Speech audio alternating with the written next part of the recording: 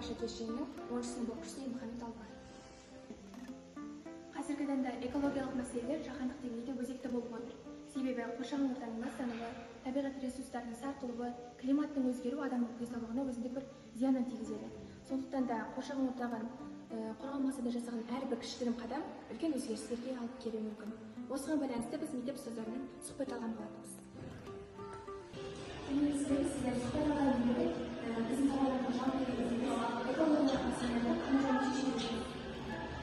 Экологиялық мәселе өзімізді қоршаған ортаны тазалау, оның барлығын жасау үшін ең алдымен осы мектептен бастау керек.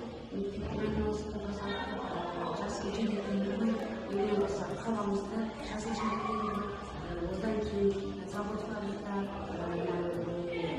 үйдің ортасынан шыққан суларды, үйдің сүзгіні орнатып, сонда заттардың ауаға таралуын қысқарту болып жалпы судың тазалығын сақтау, яғни өзен, шар өзені мысалы бізде ағып жатқан сол өзеннің тазалығын сақтау үшін мысалы машиналарды жумау, кір жумау, мал өткізу деген секілді.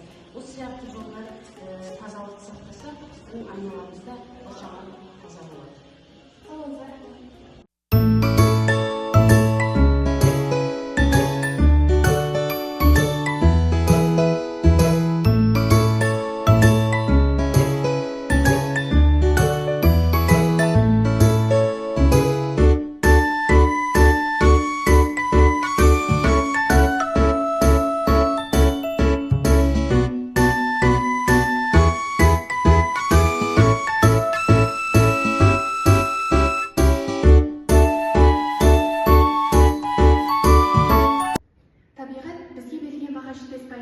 Оның құндылығын түсіну біздің парызымыз.